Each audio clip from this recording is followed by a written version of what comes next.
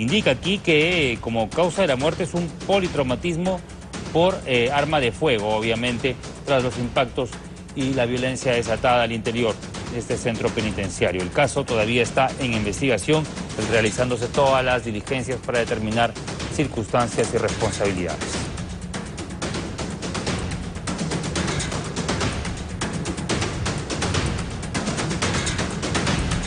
Bien, 7:31 de la mañana y sobre el tema también vamos a compartir con ustedes información en vivo porque ya estamos en los exteriores del penal Castro Castro. Imágenes de lo que ocurre en este momento, 7:31 de la mañana, reitero, cuando pues ayer por la tarde hubo una tremenda trifulca, una revuelta, mucha preocupación incluso en los exteriores por parte de los familiares de los internos ante esta situación de violencia que se dio en los distintos pabellones del penal Miguel Castro Castro. Ahí estamos viendo entonces en vivo que ya ha llegado desde muy temprano familiares de los internos, pues aguardando por información.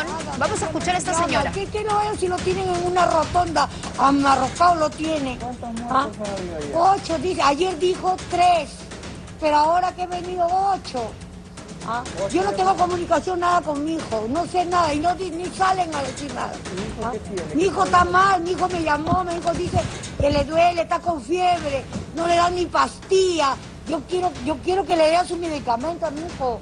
No le dan nada, no le dan nada, no le dan ni la comida, ni la comida. No sé nada, por eso, y no dan ni información, no ponen nada. Deben poner algo ahí, deben decir, deben darle su pastilla. Si ya están pagando su condena, abusivos,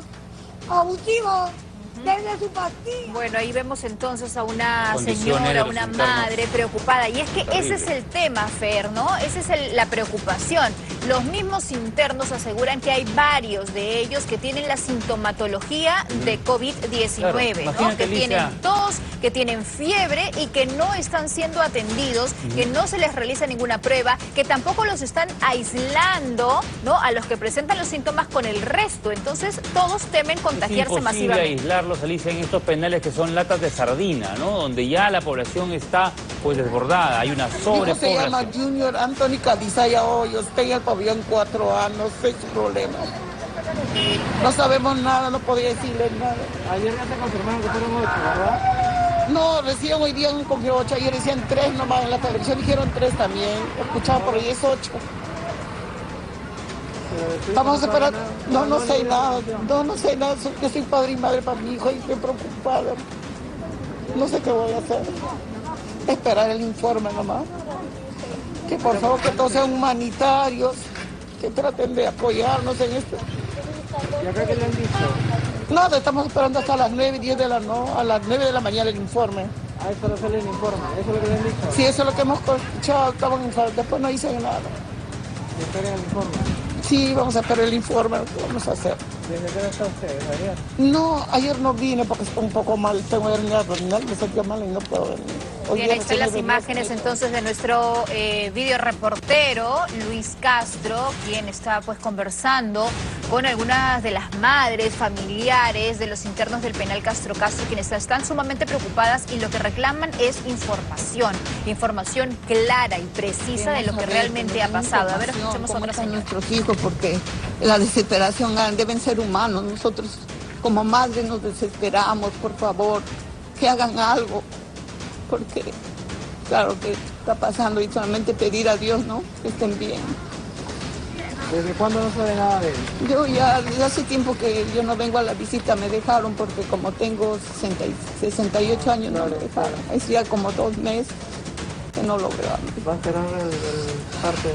Sí, por favor, ustedes como también periodistas, yo quisiera que pongan un poquito más de empeño, porque allá no les dan pastillas, ellos tienen que comprar y a veces cuando no hay, ¿de dónde? ¿De dónde? Claro. Y ayer yo he visto en la zona que comienzan a tirar balas, todos a ver que les caiga, no sabemos nada. Pueden decir que ella murió por la enfermedad, pero no sabemos en realidad la verdad. Bien. ¿Cuáles han sido las acciones que ha tomado el INPE a la fecha? Tratamos de comunicarnos hasta ahora con Gerson Villar, el jefe del INPE. Estamos haciendo acciones también para poder contactar al ministro de Justicia para pues saber realmente la situación y el balance de lo que está ocurriendo en los penales. Es una problemática enorme. Lo que se hizo inicialmente fue trasladar a los internos del penal del Callao, por ejemplo, de Cerrita Colonia, a el expenal San Jorge, que se iba a convertir en un centro de aislamiento. Tenemos más. Ya va para 2 semanas enfermo, pero no me dieron ni un dato. Yo vine aquí. ¿Está con fiebre? Sí, tiene tos, tiene fiebre y ya está 1 semana mi hijo en el tópico internado.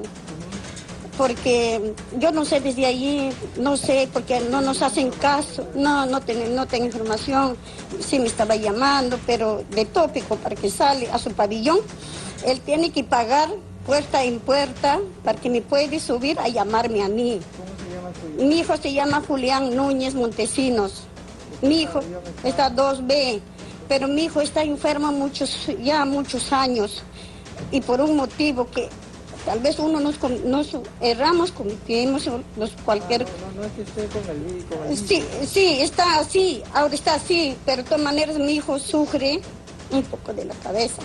Está enfermo por motivo que ha tenido un problema, si quedó mal mi hijo. Entonces, bueno, ahorita... imagínate, eso que cuenta la señora también es importante porque su hijo es una persona que tiene dolencias anteriores y que lo convierte, ¿no?, precisamente en una persona vulnerable a contraer el COVID-19 y allí lo escuchan. Hay varios que tienen la sintomatología. Lo que dice el ministro de Justicia es que aproximadamente serían 500 los contagiados. Yo creo que son más y obviamente los internos también quieren que se sinceren las cifras y el INPE había pedido hasta hace 2 semanas las pruebas rápidas, 13.000 pruebas rápidas que no sabemos si a la fecha han llegado. Por ahora les están dando un tratamiento paliativo que es a base de antibióticos, acitromicina, que es un tratamiento de prevención, respaldado obviamente por un protocolo de salud. Pero esto no es suficiente, los penales están hacinados, son bombas de tiempo y una pandemia como esta pues implica un colapso. Lo que se vivió ayer por la tarde, desde las 3 de la tarde hasta las 7 de la noche que se pudo controlar la situación, fue realmente preocupante. Estas imágenes fueron captadas por los grupos periodísticos de aquí, de ATV Noticias, y miren ustedes cómo los internos tomaron todas las instalaciones de los pabellones, estaban sobre los techos, enfrentándose a personal del INPE. La policía llegó con un contingente realmente numeroso para controlar la situación, donde en los exteriores los familiares también hacían otra revuelta. Pero miren ustedes cómo se amotinaron los internos del penal Castro, que no solamente estaban quemando colchones, ¿no?, quemando algunos utensilios en los patios, sino que tomaron hasta los techos. Mira la numerosa población penitenciaria, ¿no?, en este establecimiento en particular, totalmente hacinados. Hasta para hacer la protesta te dabas cuenta que estaban totalmente hacinados. Claro, porque además ustedes dirán, ¿y dónde está la autoridad? ¿Y dónde está el personal de INPE? No hay personal de INPE suficiente, porque muchos también ya han caído con contagio. Entonces, esa población de servidores del INPE se ha visto mermada, ¿no? No hay servidores del INPE porque o tienen miedo o ya están contagiados. Entonces, es un círculo vicioso que hay que atender. Y mucha gente en casa, y en redes, porque lo he leído, dicen que se mueran, ¿no? Que ya son unos delincuentes, son unos violadores. No todos son violadores, ¿no? En los penales del país hay gente también presa injustamente. Hay gente que tiene prisiones preventivas, gente por delitos menores. Meter a todos en un mismo saco, junto con los depravados, con los miserables, que sí, está bien, que prueben condena, que estén ahí, perfecto, pero tampoco implica esto que se les niegue la atención, que se les niegue salud. Libertad, ok, están privados de la libertad, pero salud deben tener. Derechos humanos también en algunos casos, ¿no? Porque hay otros que son pues terroristas y están ahí, incluso justo en Castro, ¿no? Que son terroristas, son penal creado para el terrorismo. Pero ¿tú sabes quién está ahí en el penal Castro? Está el ex asesor de Keiko Fujimori, Pierre Figari. Y él el día de ayer precisamente mandó una carta al propio presidente Martín Vizcarra pidiéndole que se ejecute algunas medidas urgentes ante la propagación del coronavirus en el penal Miguel Castro de San Juan del Lurigancho. ¿Qué es lo que él cuenta? Porque él está dentro, ¿no? Dice: que pues lo que están viviendo, lo que estamos viviendo literalmente es la muerte frente a nuestros ojos. En sus manos, presidente, está activar los mecanismos necesarios para que los derechos humanos de los presos no se extingan.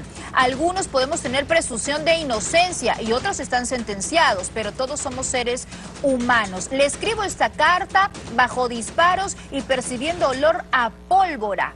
Es lo que él cuenta y asegura también que ninguno de los internos, que no se les ha hecho llegar mascarillas y que hay muchos que están con los síntomas evidentes del coronavirus y están entre ellos, ¿no? Claro. Entonces lo que piden es que de repente se les alcance mascarillas para ir protegiéndose. Bueno, creado entonces entre los años 84 y 86, ¿no? Ahora tiene a más de 5.885 internos, ¿no? Un penal completamente ya fuera de toda posibilidad, desbordado, hacinado. Vamos a regresar con el tema más adelante. Buscamos todavía contactar a las autoridades. Vamos también a mirar lo que está pasando en los penales del interior del país. Los penales de provincia también han sido escenario de motines, de protesta, de revueltas, porque el miedo al contagio es enorme. Según han narrado los familiares de los internos, por ejemplo en Chimbote, la causa principal es el COVID-19.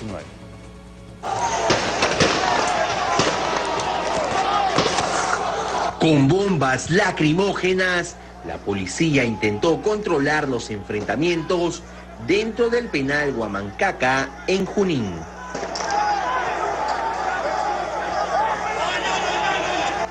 Un motín que inició por la protesta de los internos tras el fallecimiento de uno de ellos por coronavirus.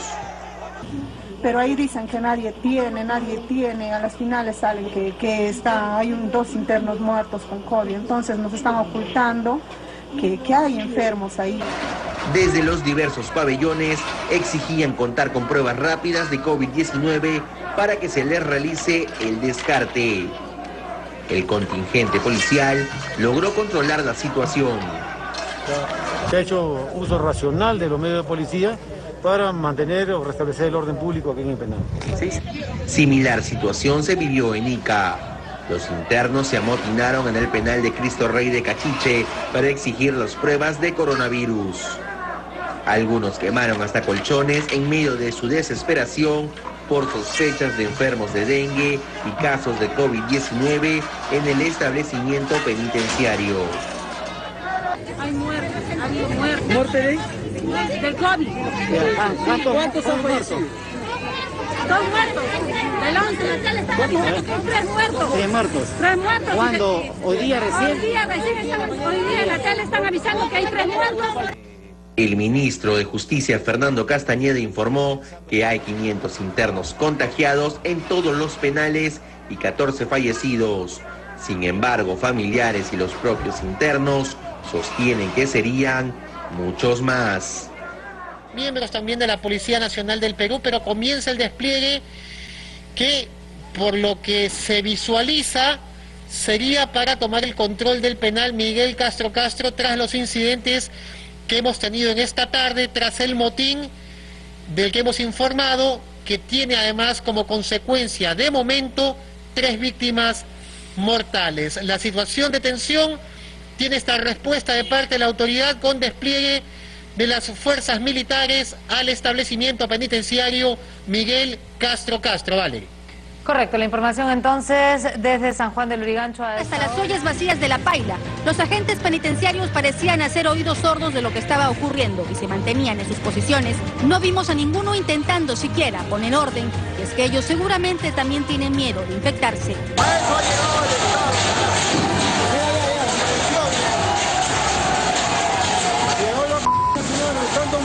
¿Hay doctores, hay enfermeros adentro del Lurigancho? No hay tópico. No está funcionando. No está funcionando. Los CIPES tampoco no están trabajando, por eso mismo no hay papeles que se puedan hacer. Se rumoreaba que en cualquier momento se desataría un motín, pero eso por suerte nunca ocurrió. Lejos de escuchar disparos o perdigones, fuimos testigos de cómo los familiares de los presos levantaban las manos y gritaban sus nombres. ¡Hermano, te queremos!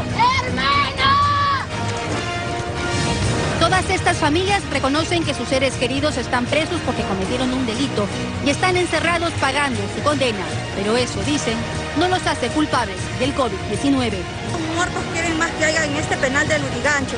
Ya hay muchos, están infectados, también traten de ver, quieren que haya más muertos, más demasiados que ahí, que se maten entre ellos. Por ahora, solo por ahora, la banderola blanca que ondea en el techo de la cárcel no se manchó de sangre.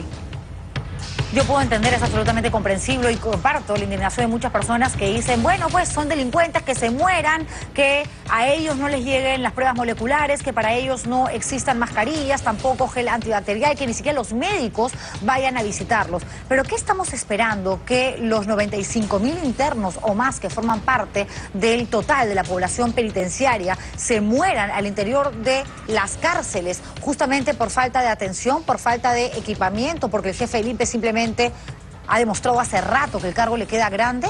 Pregunto, porque para eso entonces mejor pena de muerte incluso para el que roba también un celular. Y nosotros somos un país donde esta figura, que es la máxima sanción, castigo que existe para una persona privada de su libertad, que se da en muchos países, en algunos estados norteamericanos, por ejemplo, aquí no es una realidad porque tenemos ciertos acuerdos en cuanto a protección de derechos humanos y el famoso Pacto de San José. Tampoco sería justo. Ojo, hay muchas mujeres embarazadas en Santa Mónica y hay un grupo de internas que también han resultado contagiadas de COVID-19.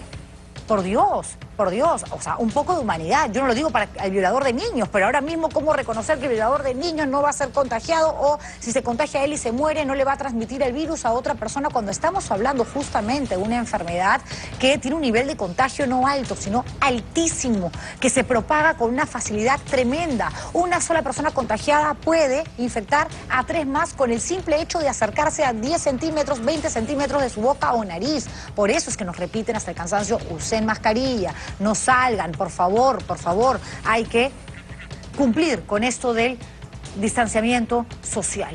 Hoy sucedió en Lurigancho, también ha sucedido ayer algo en el penal de Huancayo, hubo un motín y también el motín de Castro, que fue tremendo porque además hubo perdigones, personas heridas. Lo extraño, lo rarísimo, lo que a mí no me cuadra y en instantes se lo voy a preguntar, por supuesto, al ministro de Justicia, es por qué hoy INPE, por qué hoy publica este comunicado dando información que hasta ayer, al cierre de este programa, ni siquiera se conocía. Es decir, me van a decir que en la madrugada han estado haciendo indagaciones. No, pues eso no es verdad, eso es una mentira, eso no se lo cree nadie. Nadie. Los periodistas estamos ahora mismo para sumar en esta situación y colaborar, pero también para ser críticos y para ser lo suficientemente objetivos como para determinar hasta qué punto la información que se nos está dando es real o no. Yo cerré este programa a las 8:45 de la noche hablando de 3 internos muertos en el penal de Castro y ni siquiera un número que yo hubiese podido compartir con ustedes de manera oficial con respecto a los heridos. Hoy sabemos que en total son 60 o más, entre agentes del INPE, policías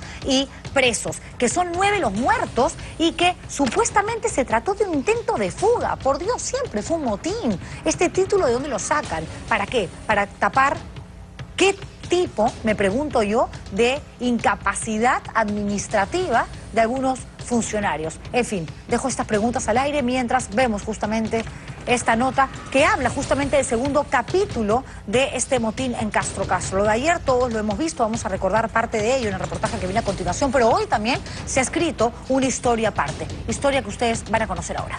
El reportaje.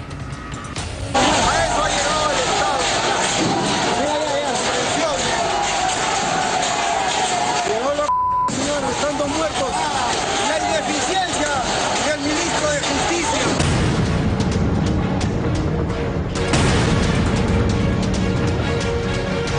Se atrincheraron en lo alto del penal y prendieron colchones y frazadas.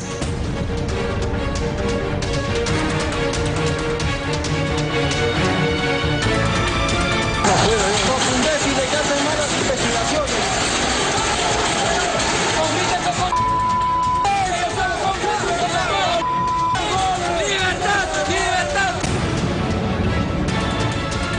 Provistos de armas punzocortantes, escaparon de sus celdas y atacaron a los agentes del INPE.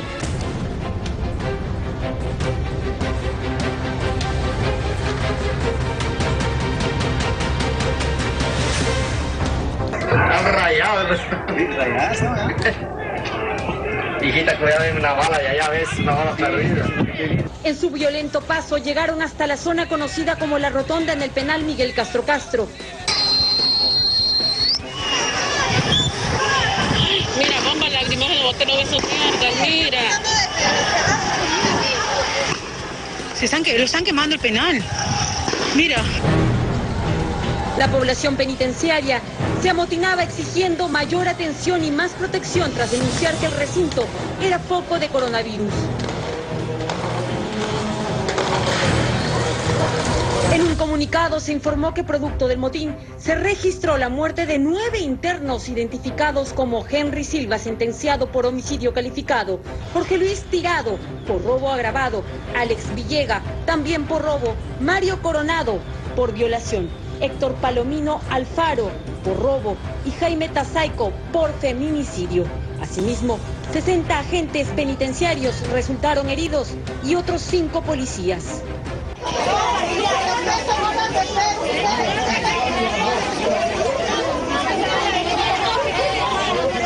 La prensa está en el cerro. Va a llegar el ministro debe estar aquí. ¿Dónde está?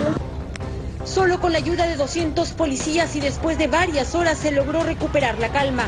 Un día después de la reyerta, familiares seguían en los exteriores preocupados porque no reciben información sobre sus seres queridos. Yo vengo por mi hijo porque mi hijo está mal adentro, no le dan pastilla, sé nada, por eso, y no dan ni información, no ponen nada, deben poner algo ahí, deben decir, deben darle su pastilla, si ya están pagando su condena.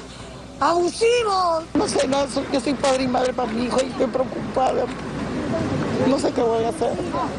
Esperar el informe nomás. Otra mujer denunciaba la muerte de su hijo. No, pues yo quiero saber dónde está mi hijo, si está acá o ya lo llevaron a la morgue para poderlo retirar a su cuerpo. Porque él ha sido por bala, no ha sido por COVID ni nada de eso. Paraba a 1 metro que él estaba ahí, ha salido, incluso ha salido y en eso lo han matado.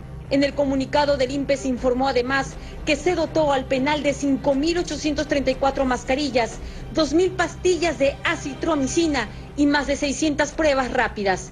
También se indica que será inflexible y exhorta a los internos a mantener la conducta adecuada. No se descarta que la población penitenciaria se levante nuevamente ante el temor de la pandemia. Pero se dan cuenta, hasta ayer, antes del motín en Castro Castro, se hablaba acerca efectivamente de un número importante de mascarillas que iban a ser distribuidas en las diferentes cárceles del Perú, pero estas supuestamente no habían llegado. Lo mismo con el gel antibacterial, las medicinas que se requieren, en realidad que no son muchas, porque nadie conoce todavía el tratamiento para el coronavirus. Hasta ahora te tratan única y exclusivamente con paracetamol, y ahora de pronto hay todo, como bien justamente se decía en el reportaje que acabamos de ver, 2.000 acitromicinas, 682 pruebas rápidas que serán racionalizadas de acuerdo. Claro, en algunos momentos hablan en condicional, en lo que a mediano largo podría suceder, pero ahora mismo no es que un preso se siente mal y le hacen una prueba rápida o una prueba del hisopado molecular. Eso no es cierto. Para ello hay que tener cierta vara, me queda clarísimo, porque Antauro Humala hace 3 semanas, el líder etnocacerista, manifestó que tenía ciertas dolencias, que estaba preocupado y que lo que quería justamente es someterse a un examen para determinar si en el penal de Ancón había sido él pues contagiado o no. Lo cierto es que ayer el congresista José Vega, de Unión por el Perú, nos dio a nosotros la exclusiva. Nos dijo, Antauro Humala está contagiado. Yo le pregunté, por supuesto, por la prueba, por el documento que diga, por supuesto, del INS, Instituto Nacional de Salud, que efectivamente había contraído el COVID-19. Me dijo que él no lo había visto, pero que el jefe de gabinete de la PCM...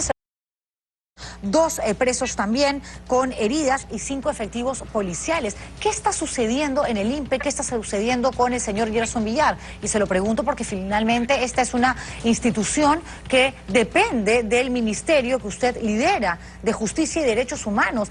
¿No le han pedido la renuncia al señor Villar, ministro? Sí, bueno, Juliana, lo primero que tendría que decir es lamentar, ¿no?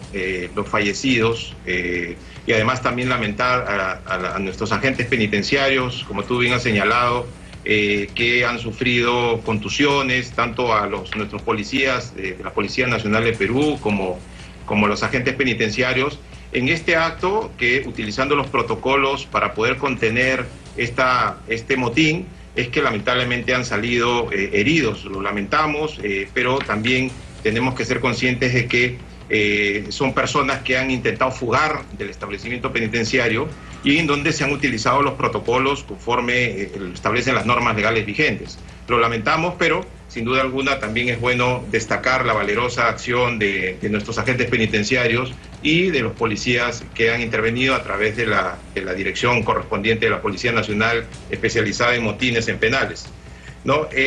Decirte además también que hemos venido, digamos, tomando un conjunto de acciones en el marco de una pandemia nacional. No estamos de forma aislada. Yo no me voy a justificar acá, ¿de acuerdo? Yo trabajo 24/7 con la finalidad de lograr objetivos.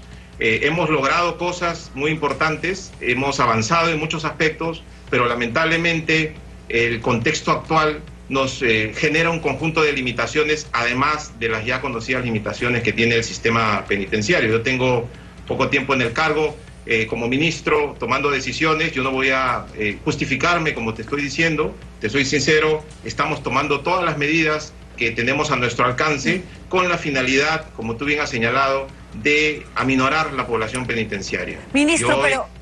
Sí, sin embargo, a ver, uno es entendible que cuando se trata justamente de población penitenciaria, muchos, y me incluyo por supuesto, pensemos, bueno, si hay una reyerta, un motín y los agentes penitenciarios, la policía tiene que disparar y en esta lucha, justamente en esta pugna, muere un traficante, muere un violador de niños, un feminicida, bueno, ¿qué me importa? Gente que claramente no vale absolutamente nada y qué daño le han generado, por supuesto, a nuestra sociedad. Pero desgraciadamente, la realidad penitenciaria habla por lo menos de un casi 37% de internos presos que no han recibido sentencia y también de un grupo de gente inocente que está pagando justamente la sentencia por otros que con algo de plata se han librado justamente de un castigo gracias a la corrupción en el Poder Judicial. Y estamos hablando a su vez de cárceles que se han convertido en focos infecciosos. No podemos pedir distanciamiento social en penales que han sido creados para albergar a 47.000 internos y donde hay más de 95.000.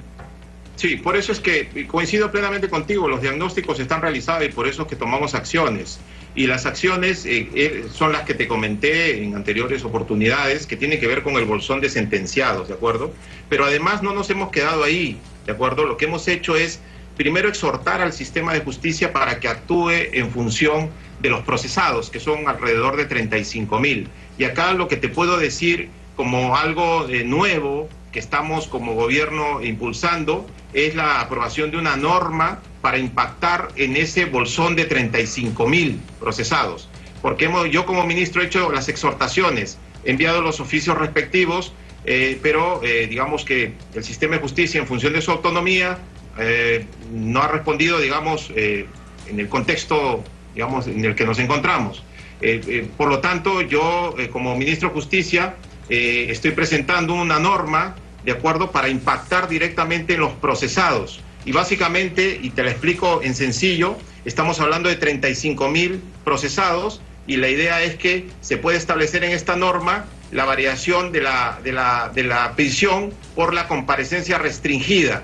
Y segundo lugar, la obligación para todos los jueces competentes de poder revisar de oficio, de acuerdo, teniendo en cuenta el COVID, el aislamiento social, el cierre de fronteras y el hacinamiento de los establecimientos penitenciarios, esos factores que los puedan evaluar obligatoriamente los jueces para poder impactar, como te digo, en este gran bolsón de internos y descomprimir la población penitenciaria. Ministro, pero estamos hablando también de agentes penitenciarios, de personas que tienen una labor tan complicada de tratar de mantener el orden, la disciplina en una cárcel peruana que no es poca cosa y que han resultado contagiados, heridos algunos en el motín de ayer de Castro y también estamos hablando de muertos, de fallecidos. ¿Cómo es que existiendo esta realidad recién estemos hablando de que próximamente llegan las mascarillas cuando tenemos más de un mes en cuarentena? No, ahí hay que aclarar, ¿no? No es que nosotros estemos tomando acciones ahora, lo tenemos documentado en todos los medios de comunicación, escritos del propio ministerio, en donde hemos tomado un conjunto concatenado y simultáneo de acciones. Es más, en el tema de las mascarillas en concreto, yo te podría decir que ya se han repartido antes de las que han llegado el día domingo 80.000 mascarillas a nivel de los centros penitenciarios.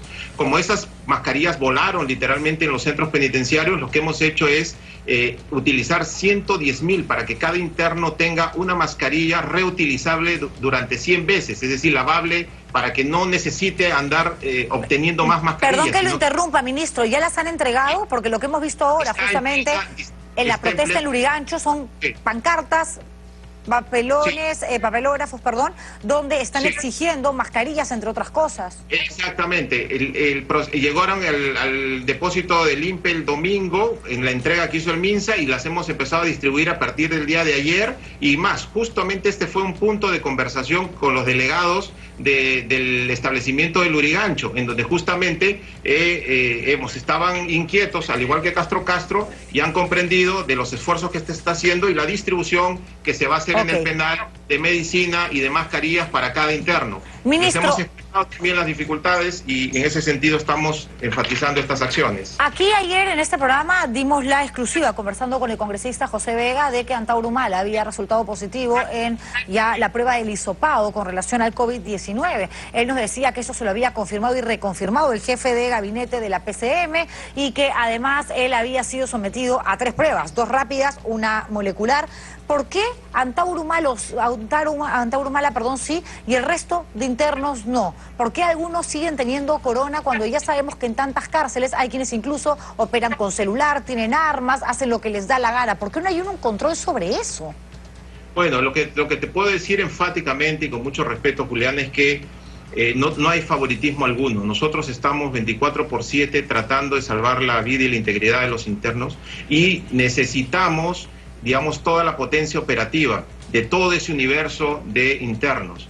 Si existiese algún tipo de favoritismo, eso va a ser investigado y sancionado en su oportunidad. Lo que te quiero decir es que desde mi despacho cualquier tipo de ese tipo de inconductas serán investigadas. Es más, en la anterior oportunidad que tú me entrevistaste me decían, ¿por qué no ingresan las medicinas? Las medicinas se ha ordenado en todos los niveles de la cadena de mando del sistema penitenciario. Entonces, se ha ordenado que la Oficina de Asuntos Internos del INPE, ¿no? 2 miembros de la Oficina de Asuntos Internos, que son básicamente los que investigan inconductas disciplinarias, puedan constituirse a los penales con la finalidad de poder garantizar el ingreso, porque pueden estar ocurriendo casos en donde efectivamente se les niega este derecho a los familiares. Que seguramente pasa, que seguramente sucede, porque es un desorden absoluto el que existe en los penales. Por eso reitero mi pregunta, ministro, y con absoluta transparencia y respeto. ¿Qué hace el señor Gerson Villar liderando la jefatura del Instituto Nacional Penitenciario, si hace rato ha quedado demostrado que al señor el cargo le queda grande? Bueno, lo que te podría decir, porque yo coordino personalmente con él y con su consejo penitenciario 24 horas por 7, sin duda alguna, Juliana, son respetables todas las opiniones que se han venido diciendo, pero yo te quisiera decir que en este contexto, si es complicado manejar el Instituto Nacional Penitenciario en tiempos de normalidad, solamente te dejo la pregunta de cómo es manejar este sistema en tiempos de un virus altamente contagioso. No lo dudo. No lo dudo, ministro, no lo dudo. Qué complicado asumir además una responsabilidad tan grande, haciéndote cargo de una coyuntura como esta. No lo dudo, repito, pero no puedes permitir que se te levanten los presos por aquí, por allá, aquí en Castro, ayer también en Huancayo, hoy en Lurigancho. O sea, tiene que haber algún tipo de trabajo preventivo de contención, ¿o no? Sí, bueno, hay que recordar, en primer lugar, no me voy a justificar, Juliana, porque no es mi interés justificarme. Lo único que te puedo decir es que este tema del coronavirus ha despertado los penales en todo el mundo. Eso te lo digo porque hacemos seguimiento a qué pasa en el sistema penitenciario mundial, ¿no? Con mayor o menor intensidad en distintos países. Eso no es un tema privativo del Perú. En segundo lugar, el señor Villar tiene experiencia en consejos penitenciarios previos. Él conoce el sistema penitenciario y también lo conoce. Pero como te digo, los problemas históricos del INPE, los 20 años de grandes problemas de hacinamiento, corrupción, insuficiencia del sistema de salud, falta de organización, eso evidentemente tiene que cambiar y bajo gestión va a cambiar, pero ahorita estamos tomando las medidas que atiendan la emergencia y por eso yo te digo que efectivamente se han tomado las medidas durante 24 horas por 7 con la finalidad de proteger a los internos y a los agentes penitenciarios, ¿no? Ministro, me acaba de llegar un comunicado que es una carta, una misiva firmada por los integrantes de la bancada de Acción Popular del Congreso de la República, donde a raíz justamente de los hechos penitenciarios en diferentes cárceles están solicitando la renuncia de Gerson Villar, el jefe del INPE, y también de su persona, el ministro de Justicia y Derechos Humanos. ¿Qué responde usted a esto? Bueno, mi cargo siempre está a disposición del señor presidente de la República. Es un honor servir como ministro de Justicia. Tengo más de 25 años en el sector público y quienes me conocen saben cómo soy. Y mi cargo siempre está a disposición del señor presidente. Yo lo único que ofrezco es honestidad y mucho trabajo, ¿no? ¿Le ha dicho algo el presidente de la República con respecto a los hechos sucedidos el día de ayer y hoy? Porque, claro, en realidad, si verdaderamente hubo algún tipo de acuerdo al que han podido llegar o conclusión, no nos hemos enterado porque hoy justamente tampoco hubo conferencia. Bueno, enfatizar, ¿no? Enfatizar en todas las medidas que se toman, porque yo informo en Consejo de Ministros cuáles son los despliegues que hacemos, las dificultades, y en esas dificultades poder apuntalar las acciones.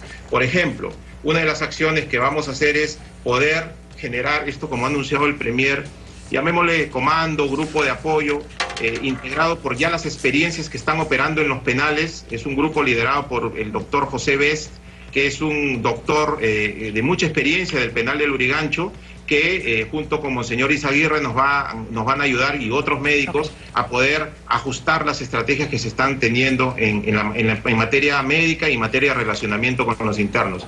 Eso es importante con la finalidad de poder ir superando estas dificultades que hemos venido teniendo en esta emergencia, ¿no? Ok, para terminar, brevemente, porque me gana el tiempo, ministro Castañeda, se dijo que se iba a rehabilitar el ex penal San Jorge para justamente trasladar allí a un grupo de internos, más allá de las otras medidas, como indultar a cierto porcentaje de la población penitenciaria que cumpla con algunas características, etcétera, etcétera. ¿Cómo va eso? Sí, eso está, ahorita hemos trasladado aproximadamente, habían 72 internos, se ha trasladado a la mitad, y gracias por la pregunta, porque nos permite tocar otro problema que hemos venido teniendo, que es el problema de el ausentismo y las renuncias de los agentes penitenciarios. Se tenía previsto trasladar a los 72 esta semana, pero como han habido déficit de agentes penitenciarios por temor al coronavirus, es que se han tenido que reforzar otros penales. Transitoriamente no se ha podido cubrir esta semana, pero esperamos con los nuevos refuerzos, con las nuevas contrataciones que se están haciendo, el poder terminarlos de trasladar al ex penal San Jorge, ¿no? Muchas gracias, Fernando Castañeda, ministro de Justicia, por esta entrevista, por tener la amabilidad de respondernos y acceder a una conversación conmigo, cosa que Gerson Villar, usted dirá, se la tiene jurada, y la verdad que sí, porque me parece a mí inaudito que el titular de una institución tan importante ni siquiera quiera responder a un interrogante que tiene que ver básica y exclusivamente con su gestión. Gracias a usted por manifestar más bien una conducta diferente y ser abierto justamente a este tipo de conversaciones, por el bien de los televidentes, para que la gente sepa finalmente qué es lo que está sucediendo y que saquen ellos sus conclusiones, ministro. Cuando desees podemos conversar, tenemos mucha información, muchas acciones compartidas. No tenemos por qué estar de acuerdo, pero creo que en un Estado democrático se tienen que respetar, por supuesto. Estamos hablando de aliviar en un 3% la problemática de los casi 100.000 presos, eso no sirve.